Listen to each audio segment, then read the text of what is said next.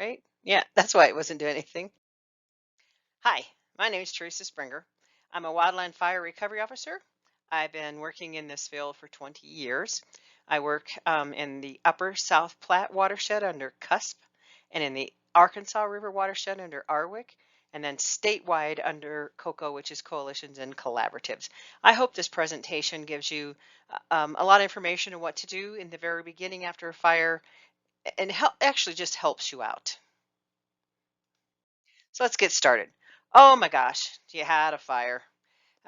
You know, this one is fire teams demob. But they come in and they're just this self-contained unit. They know what they're going to do, and they're like the heroes came in, they took over, and all you had to do is go with the flow, get the information.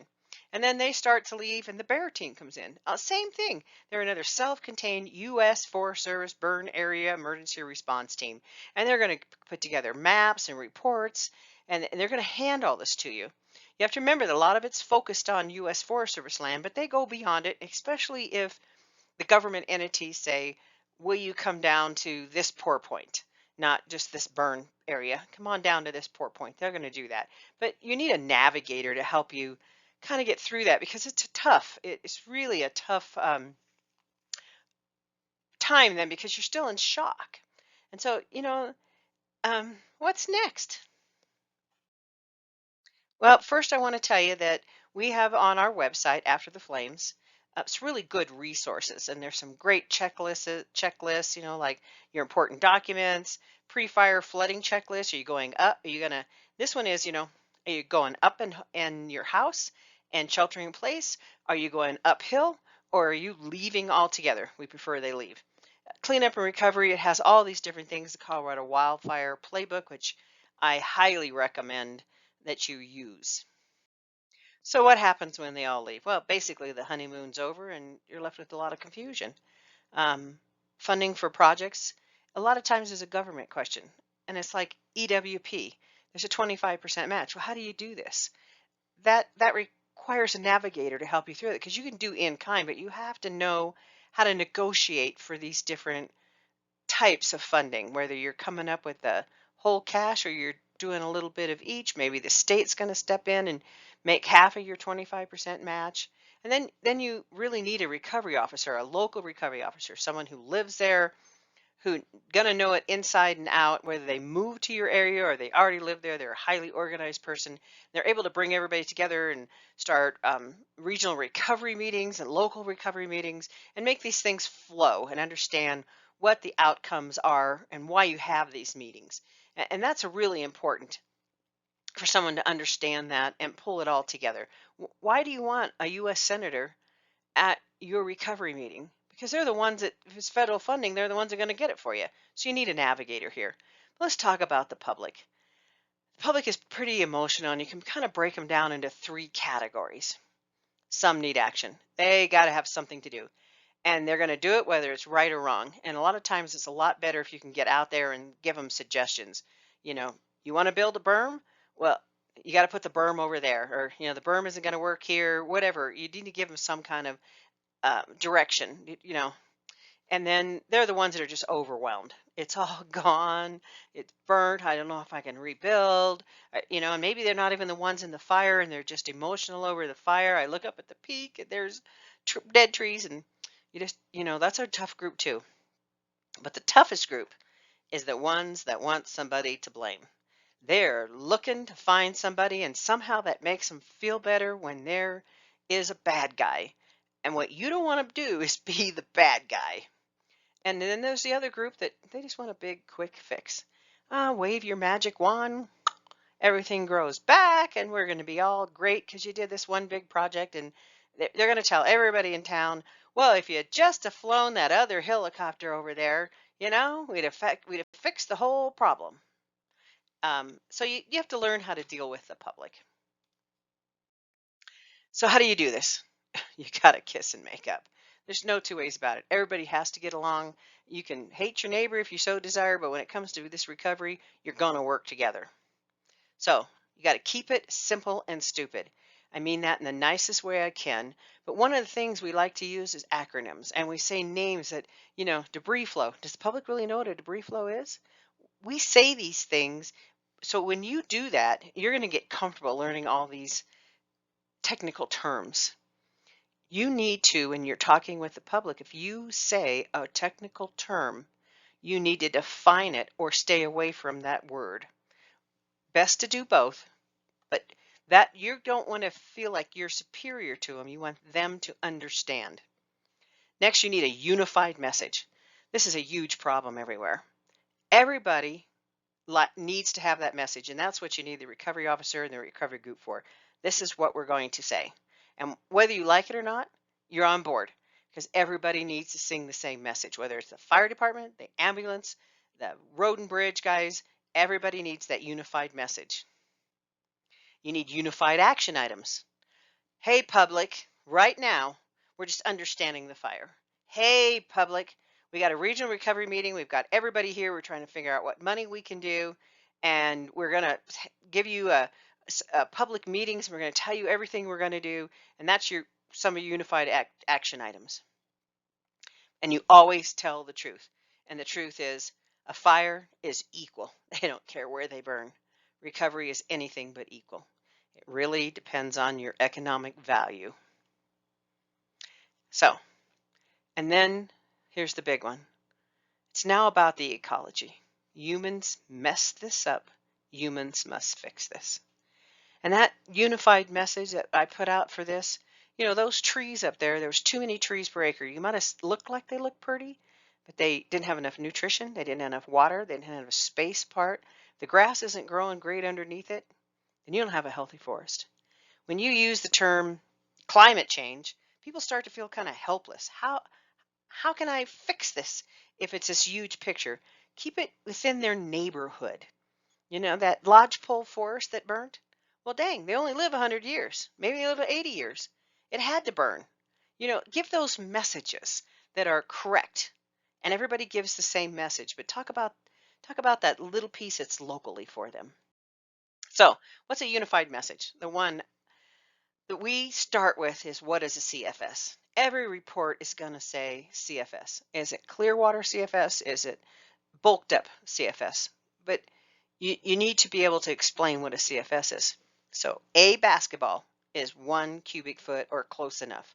A wash machine is 1 cubic meter. And those are stacked up in a row, straight up and down, straight across. So when you say 35 CFS, you got 35 basketballs stacked up in this drainage.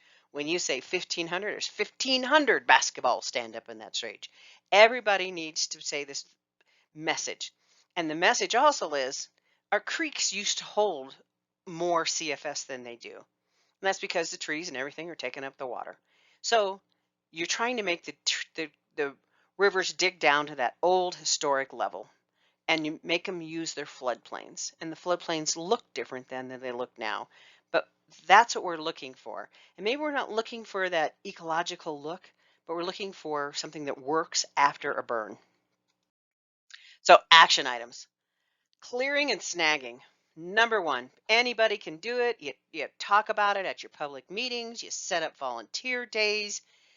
Don't use the word grubbing, because the grubbing says you're going to get into that creek with a piece of machinery.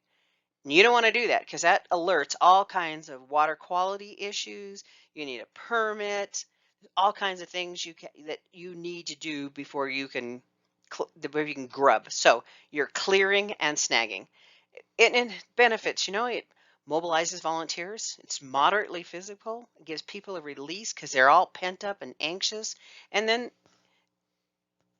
it also makes them feel like they can help. And the benefit is really enormous. So why do we clear and grub? This is a picture taken in the Junkins fire. It's this guardrail. That flow came over the top and blocked the road. That's the escape route. I believe there was 53 dump truck loads of this branches removed right at this crossing. That's why we take and we snag and clear. So, but there's rules that go with this, and you really need to pay attention to these rules. And they're new and they're different for post-fire. They're not the same as, and you have to accept that. Everything you did before and how you would have done it before a fire, this time it's different. You got to follow these simple rules. Okay, clearing and snagging. End of each day, there can be no piles in the 100-year floodplain. Why? Because it does flood.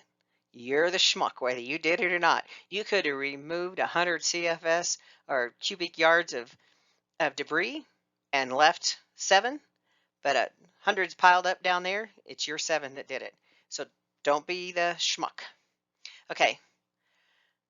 And the other reason is you don't know when there's going to be a storm. And you just have no way of knowing. I'm going to go home tonight, but at 3 o'clock in the morning, we're going to have a flood that's going to be able to pick up these light little branches. And that's why you don't want to leave anything standing out there. And those branches are really scouring pads. They just rip everything up. They make little dams. The dams break loose, and there's higher velocity within the water when it turns loose. It's a real mess. Rule number 2, do not disturb the soil.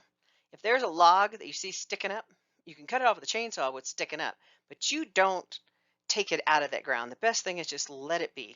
Don't mess with those, because anytime you disturb the soil, you're just looking for a place for it to erode, make a cut, and add more sediment to the system.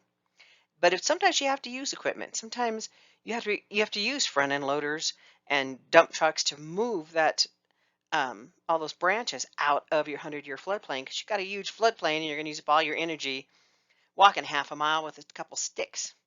So if you tear up the ground, you have disturbed those root crowns. You need to seed it.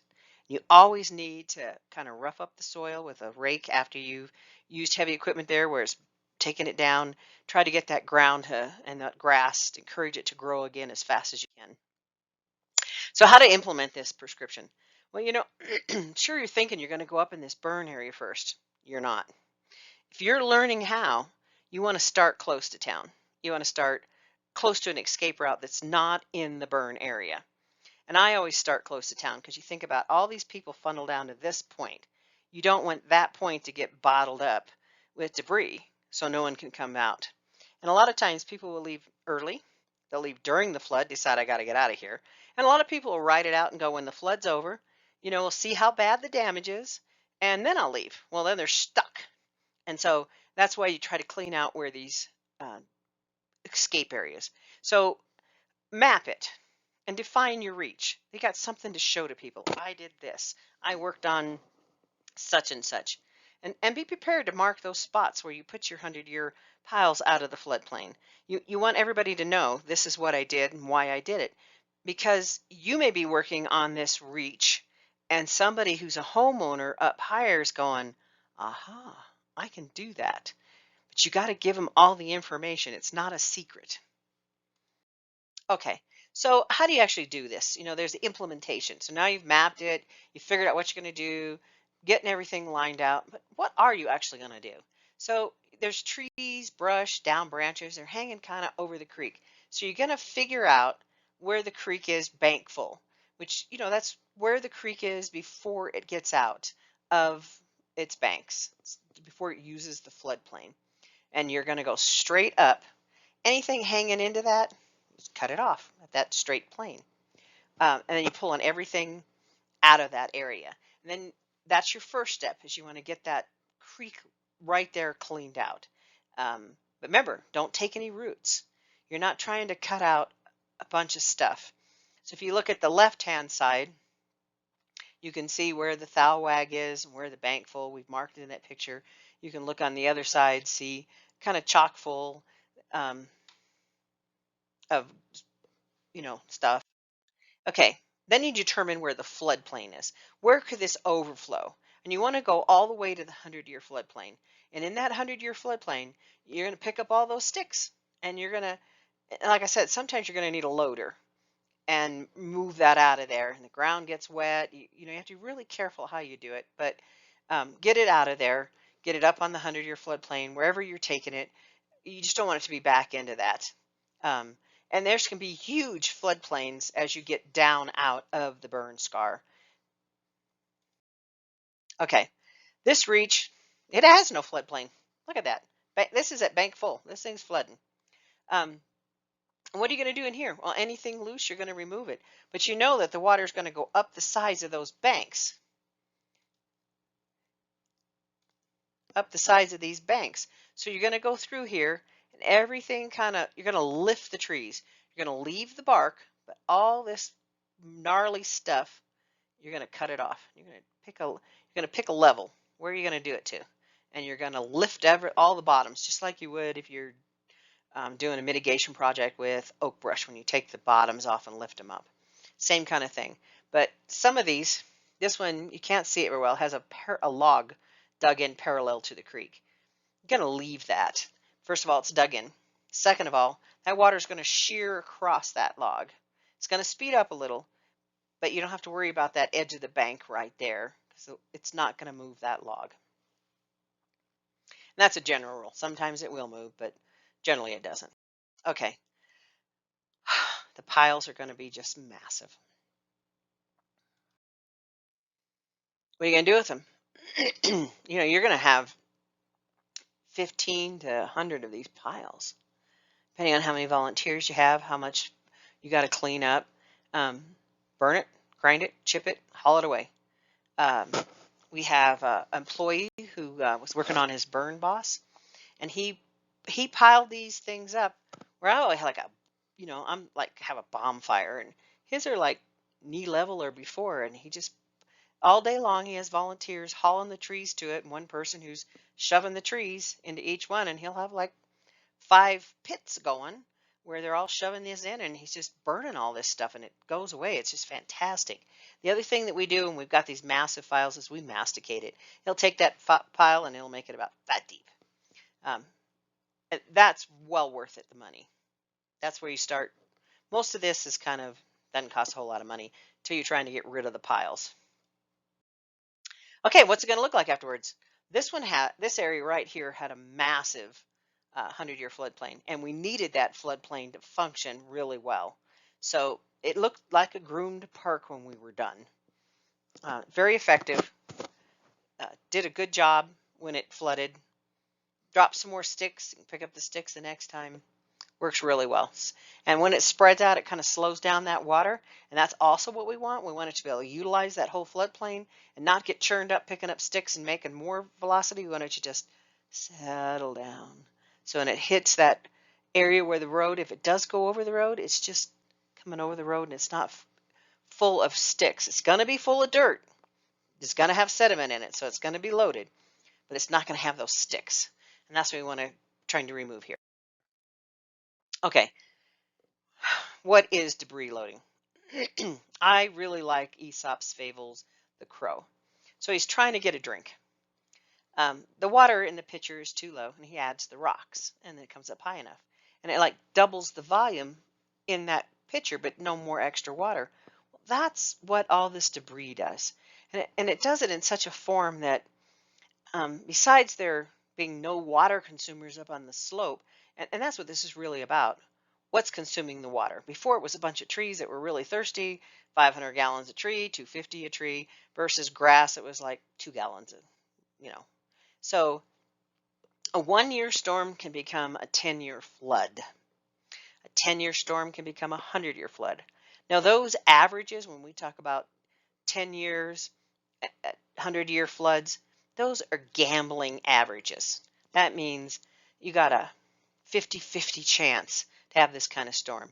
You got a 90-10% chance in a lower storm of having a storm. And that's all that is. And that's your unified message. Everybody needs to figure out, how are we going to say this to people? Stick with the message, as it's a gamble. How many times do you win against the Ferris wheel? And that nature is winning this one. But how many times is it the big one? Okay. Organizations that can help you pull this off. Nonprofits, watershed groups. And you're going to need a sawyer. So you're going to need, sometimes that's another paycheck or output you have to put in. Sometimes you can have volunteer groups cut these limbs off. You need insurance for your volunteers. Last thing you want is somebody to trip, hurt their knee, break an ankle, and sue you. You want your insurance to pick it up. And you need to track that volunteer time, because if you're using in-kind match, unless those volunteers are feds, they count as match. Okay, so where could you find these? There's some non-government agencies, the NGOs, Colorado's volunteer organizations active in disasters is, you have one in your area, tap into them. Find out what your section is and if it's active, and tap into that particular group. But since the VOAD is what they're called, has come up, there's been some amazing groups you can call without a VOAD in your area. And they've organized these. They've done a great job of putting these together that can be statewide, countrywide. Rubicon is one of the best. They're ex-soldiers. They have sawyers. They're dedicated. They're very logistics minded. And then there's church groups, and you think, church group. Nope. Baptists do muckouts for asbestos. The Methodists have sawyers. The Catholics do. The Lutherans, Seventh-day Adventists. They're big groups that come in. Some are bigger than you want. Some are small. You just have to find out what fits you. And then there's school groups, Boys and Girls Club, Scouting, 4-H, FFA, all those kind of groups want to come in. Besides, we've also had like teachers unions, lawyer groups that come in and work while they're out here.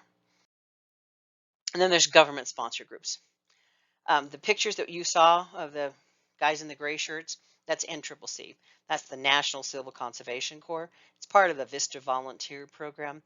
The only caveat with those guys is you have to find them housing. But other than that, you find them housing, and every day you have to figure out where they're going to go within what they have to do. They have to do so much other outreach, like a food bank or something. And then if it's bad weather, you have to have an alternative for them to work. They just can't have days off. And then there's youth groups sponsored by the state, like Mile High. Those cost. And when some of those groups are really good groups, and you bring them in, you tell them what to do, and you say, on a post-fire, you want the elite groups. You want the groups that are self-contained. They can camp. They can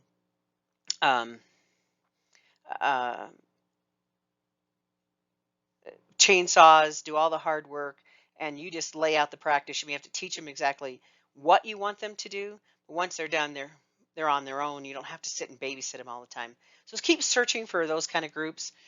New ones pop up all the time that we hear about. There's the SWIFT group, which is another government-sponsored group. Those cost. They're awesome. They're a prison crew that does fire. For camping, for a full group camping, which is 18 or more, it's $3,400 a day. Wow, are they worth it? They get time off and they're out of prison. They're a great group. Tap into those guys, and they have mitigation crews that just started working this year. Okay, the next step, things that you can do. Sandbagging. This is a definite picture of a sandbag. This particular house was in Wellington Gulch, and we had put rocks, sandbags on top of these huge boulders, and it just topped. You can see the water's running right against those sandbags now once it started to rain. And new springs will pop up in water that the homeowner will say, that runs like 2 times a year. That means that's going to run 4 months out of the year. And it's just because there's no water consumers sucking that water up in that spring. Okay, so this one is a little bit more to read and a little harder. So we've installed these rib bags, trap bags. They're brand names. They're just monstrous sandbags that are installed with heavy equipment. But in certain areas, like the Albuquerque district of the Corps of Engineers, you no longer can use non-native products near a wetland. And we got to looking into this, and I'm now a firm believer we don't want plastics. They don't break down; they stay there forever, and we're putting these plastics in. So we've gone to something instead of those big plastic huge bags. We've gone with Hescos. They're a wire cage on the outside, have like a burlap bag on the inside. They've used them over in wars, and they stop a big bullet and stuff like that, and they do a good job. Nothing takes a really good head-on hit with water, but they do a real good job at taking a side hit. Sandbags were kind of stuck. They've made sandbags are plastic, and they give you so many sandbags, and Well, I've used burlap bags. Burlap bags deteriorate really fast. Um, Plastic ones also rip up and come to shreds. You can see pretty quick that they become a problem. So um, the rule that goes with sandbagging, you cannot save one person's house by sacrificing another. If that other person's house goes, you are liable because you put in the sandbag wall. And you need to tell everybody you give sandbags to that if they deflect the water to their neighbor, they're liable for the damages, even if the neighbor was going to get the hit of the water the worst anyway. Okay, so they're quick, they're easy to fill, volunteers love it. They can't take a head-on hit, but they deflect water like that first picture. This one here, we're protecting a well. I do go in and protect wells first, wells and septics. Septics are a little harder to protect, but clean drinking water is, a right of American citizens. So we work real hard at protecting the wells. Homeowners and volunteers can easily construct these. They just need direction. So how about that direction? One of the best places for information that you're going to get on how to build a sandbag wall is from the Army Corps of Engineers. It's very technical, how many pounds per square inch and how you build the walls, and each one, how it makes the feet go up. You can see the sign. It's really well put together, especially if you're trying to figure out how many sandbags do I need to buy. This is really a good one. And I tell you, for years, I tied every sandbag and my hands would bleed, and I cut them up with the ties. And then I found out the Army Corps of Engineers figured you could just fold them little boogers under and you didn't have to tie them. So, um, filling sandbags. Once again, how do you do this? You have to fill the sandbag 3/4 full, not all the way full. You build a pyramid-shaped wall, and online, that same resource, After the Flames, we have a step-by-step for homeowners for it's basically sandbags for dummies. How do you build them? How do you do this? Because many times a county or a government, they give away sandbags, but they're so busy giving away, and they get sandbag fillers and they give people full sandbags, but they don't have time to teach them how to build a sandbag wall. It's really rare. And a lot of people, they're just logistically trying to get their bags for somebody else. So give them the handout so they learn how to do it. So they're not left to figure it out themselves, because that's when things go wrong. So the rules, the main rule of sandbags is you can deflect waters, you can't constrain it. I built sandbag walls away from a creek, so many feet from a house, staying within that bit. And I can't tell you, homeowners tear it apart with this horrible wall next to the creek. And of course, all they've done is trap the creek when it overflows between their building and the sandbag wall. And it takes longer for that water to recede. This causes a mess. And landscaping. We watched in one area where they were giving away sandbags to everybody, and we went out to look to see what they were doing with it. And we saw several people in a neighborhood. They'd had landscaping done, and the bags, they put them down to just protect their landscaping. Well, I have to tell you this. That doesn't work, because that landscaping is where the water will perk down into the soil, and then they've left the cement to take the water, and there's no way to let it perk. It just takes it into their house. And also, we sandbag around someone's house. We're like, okay, you're going to get it. The water's going to rise this tall. We're going to go around your house. And then people will take out a walkway. Well, because it's too inconvenient to go to the back door or build a ladder to go over. Or some people take the sandbags down from their driveway and they say, well, I'll put it back up again right when it's going to rain. Well, sometimes you're not home. Sometimes you have other things that are more important. The flow that's going to come down is predicted to exceed your sandbag wall, and all your sandbag wall is getting you time to get up or out. So very rarely do these get put back in place in time. It's really rare, and they end up mucking out their house. And I can tell you, being a little inconvenient for a couple years, walking to a different door is far more easier than mucking all the debris out of your home. And always make the wall higher than you think it should be. Because remember, those reports most of the time are clear water. They're not bulked up. And that water can be 30 to 50%, sometimes even 100% more volume than that clear water. So why do we bother sandbagging a house? Well, during the Hayden fire, um, we didn't, if you look down the Arkansas River, you'd see chimneys and parts of houses. But the one thing that you look really close at is you had this river that had sinuosity in it. And all this, and it got a chimney, plugged it up, and the pool gets moved, and it starts eroding into the bank. And this riffle starts to get pushed over to the side. And all of a sudden the creek's starting to get wide and it gets sandbars in the middle and you got two branches instead of one.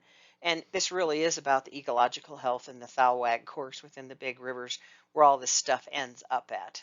So that's the main reason we sandbag all these structures that are in the flood path. Flood path. Okay, next one is log erosion barriers. This one takes skilled sawyers to get out there, and volunteers can dig them in. The traditional log erosion barriers, they go on the hill slope. They're even with the slope. Water comes over. They're sticking up just a little bit. It catches a little sediment behind it and then sheets over the top, and it's supposed to make that water a little equal and keep this from rilling. And this isn't a rill, this is a trail, but this trail would turn into a rill when it starts to rain. Now, if you look at a lot of studies out there, especially Pete Robichaud's, you'll see the effectiveness of these. These are some of the most effective post-fire treatments if they're installed correctly. If they're off on the wrong angle, they're not tamped in, there's a whole lot of things that can go wrong. They're not seated correctly above hand, people rake the soil too much. So we came up with what we call our equalizer. And this is it. We call it a modified LEB. And it was pretty easy. One of the fires, we had Road and Bridge mad at us because we cut down trees and we put in all these LEBs and got the grass growing, but branches clogged up in their culvert. Of course, it's always our fault. So I went back to the crew and I was kind of testy and I said, figure out a solution. And they did. I was really pleased. His name is Jeff Tinkin. I want you to look at this. See, we put wings on the sides. And these wings, if you don't have it straight, you've all of a sudden taken that error out if it's not level because it's catching that sediment around the side. And right through here, we have staked in the bigger branches. And then we tamp the little ones in front. It works really well. Now here's one that hasn't grown in yet. Look at all this sediment that is flowed into here. It fills up to the top, and then the next flow, it will go over the log and fill in right below where all those branches are gnarled in that we've staked. You can see we've staked those things in place and they're woven together. They get pretty deep. Some of these bottom ones are already buried in this one. And that's the purpose of this. And the seed is underneath all this. Takes a while for it to push its way up and through because it's just, you know, we've given the seed a burial instead of planted it because of this that comes in. And if the grass has already come up and it buries it, it'll still poke through the top of it. And so this is the log erosion barrier. Next one that gets a little more technical, this one is called a modified crib wall. This one looked at a lot of structures, how much time it put into structures, and the thought hit me that, you know, we're working too hard to meet the objective. We need to stop head cuts. You can put this into the head cut, the point. You can see that this has a mitered point to them. They're dug out the least amount of side drainage that there is. And this is a Swift crew doing the work, the inmate crew. We trained them on how to put these things in, marked where we wanted to put them in, and walked away, and we're very pleased with the outcome of these. But it took a while to perfect these. So here's my first design, and I just have not had time to fix this design. Now this is the first one, and there's some lessons learned here. First of all, the geotextile is plastic, not good for our ecology. We no longer allow it in there because these aren't live streams, but water does flow here, so we know that this is going to decompose and get into the waterways, even if we were using the felted fabric instead of the woven fabric. So we use wool sacks, we use burlap, we um, chalk the different layers with branches and stuff them in there. So we no longer put this in. And this core we put in the bottom, we really overdid it. No reason to put that stuff in, and you'll see further slides where I'll explain why. It just gets buried and it's work you don't need to do. And this angle right here, we first designed this, we put this at a 20-degree angle, and it really needs to come out at a 30-degree angle. The lower arms in the center angled downward, which you see this 20-degree angle. And one of the things we learned was the longer the drainage, the deeper, and you're getting down to the bottom, the deeper this cut. You might have to go down to a 25 to 30-degree angle on this mitered cut. See how this is laid down here? We also looking at a portable mill to come in and plane these, so there was no air gaps between the different logs. We haven't implemented yet. These are just ideas that we just keep thinking we should try. And everybody seems to have a portable mill sitting somewhere, landowner or something. We just haven't done the logistics of this. So let's go on and look at these. This is the drawing I sent in for our 404 permits, and it's light, I know. And here is the drawing of these and the points. See how these mitered points and 20-degree angle, and this is the wing wall, has to come off and go into the bank, and this is the bank right here. So these are all embedded in the bank with the least amount of dirt disturbed, and this is the angle. What I want to point out though is this is a drainage, and this is the drainage. It's all roughed up, it's been flooded on this particular one. And so this was a rock that had not eroded, and it was the high point. And we said, okay, we'll set that as our elevation, and we'll come down off it. And we set each one of these this high. This is the top above this. And between here and here, we filled in with sediment as it went down. And that's what you're looking for, gradually stepping these things down to kind of make a natural feature. And you can catch more or less sediment depending on where you're working and what you're after. When you're working in DG, these things fill up with the decomposed granite. Still gets it out of the system. That stuff's just different to work with. But when you're in an area that has some topsoil or some clay, these work really well. So let's look at some. This is a set that we used the Swift crew to put in and perfected our design. And this is a pretty big drainage right through here. And it flooded in the past, as you can see. So we knew this was an area water was going to come into. And we did a lot of LEBs up on this slope. It was a whole project. And this was on the private land below the Forest Service. Now this one got hit with a 50-year flood. And it did pretty good. See how all those filled in right there? This is my core, or my jute matting, and it just floats right up. There's no way to hold it down, and you use nails, and you're like, why am I using nails? I'm an environmentalist. So that's why I don't use the core, and there's more pictures of what happened. But this one worked absolutely perfect. You can see where we put the felted fabric, which we don't use anymore. But I guarantee you it still does the trick if you fill in your big gaps and you chink them. So here's one of them that failed that you can see, and why we did the wings. It came down. This was a steeper bank than this side. It filled up in the middle. Actually, the core clogged it up from the structure above, and the water chased around. And so now we put those wings in that prevent that from chasing around. They angle up into this higher, forces the water back down into the center. And we learned that this center cut needed to be just a little more on the downward angle because where it was sitting at in the drainage.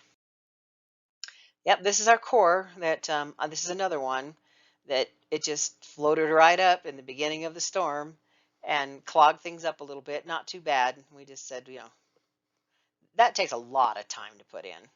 So we just took away the time. So let's look at some other ones. This is on a drainage where we overestimated how much flow would come down. You can see we caught ash. There was 3 layers of logs, and one caught some pretty good ash.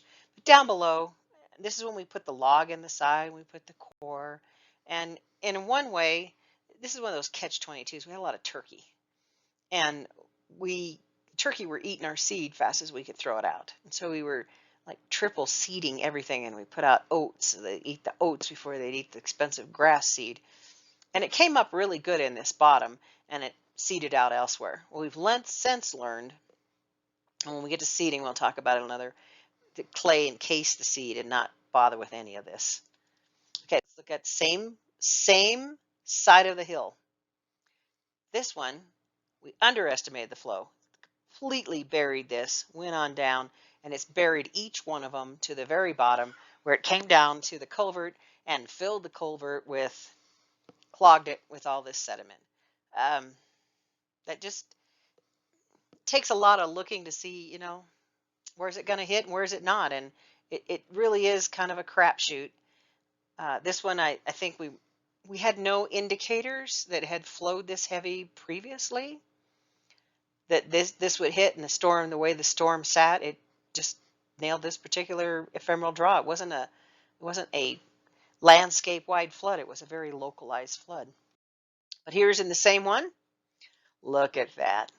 This is a series of them. This isn't the bottom one, but all the ones above filled to this max, and nothing of the sediment at all made it through, except for this little bitty bit in the bottom here, which the grass grew really well out of.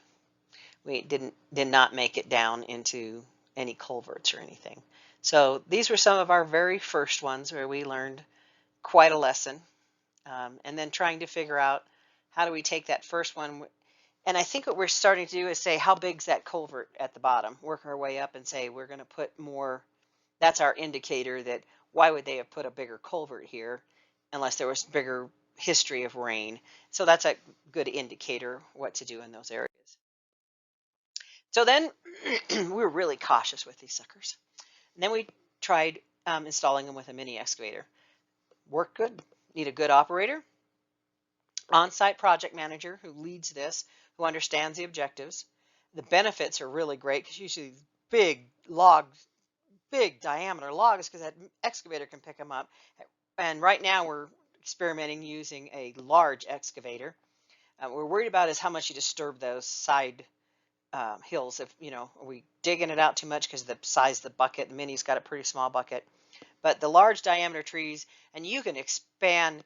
We had an area we put this in that had a road with a little drainage on the side, and the whole road eroded. In fact, that's that drawing I showed you.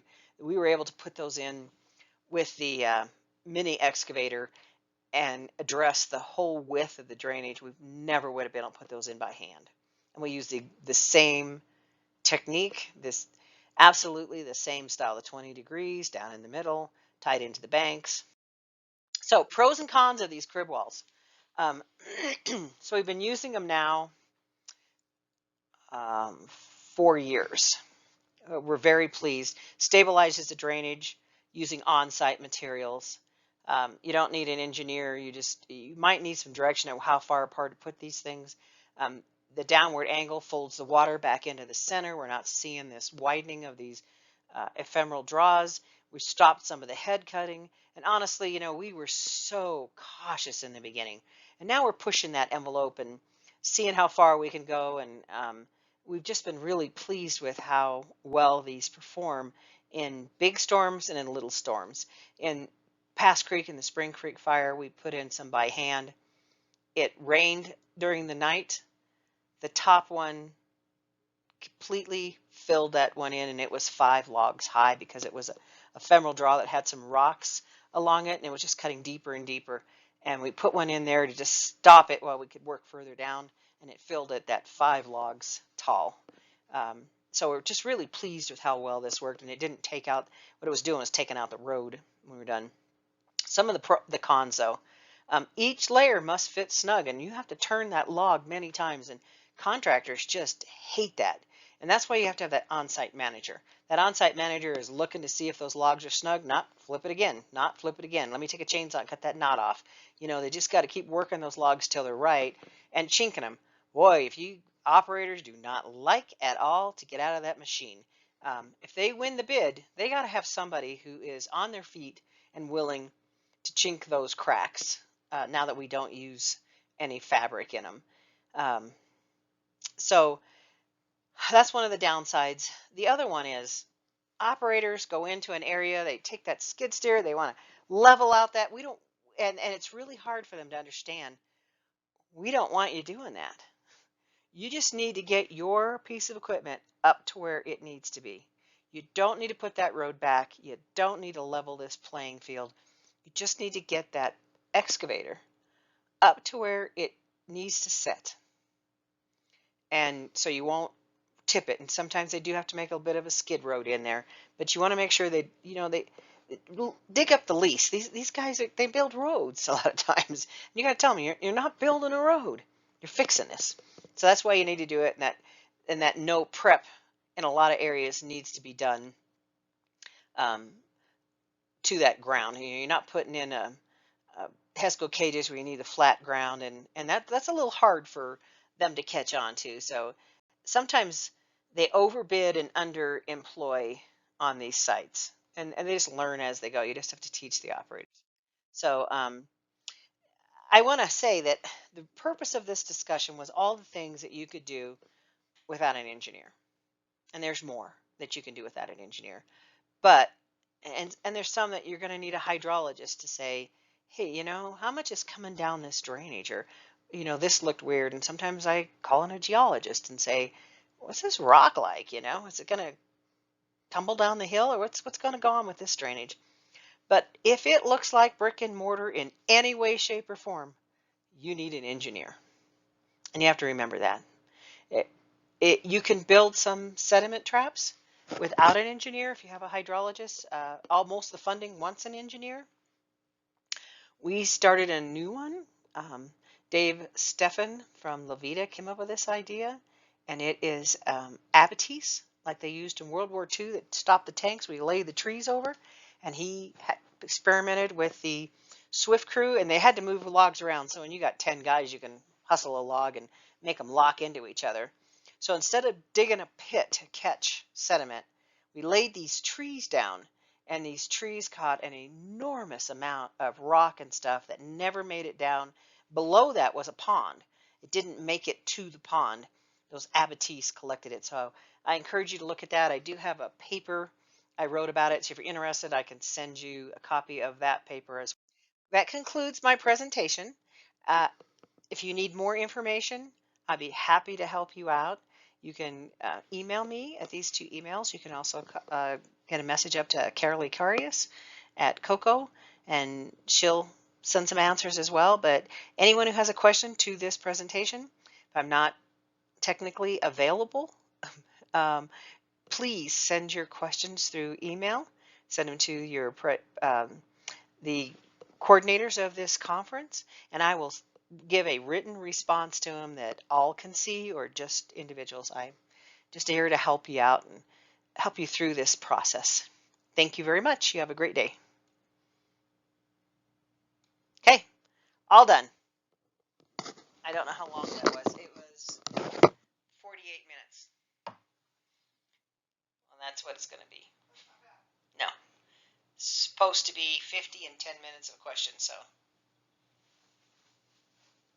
leave some time for technical glitches. All right, now what do I do?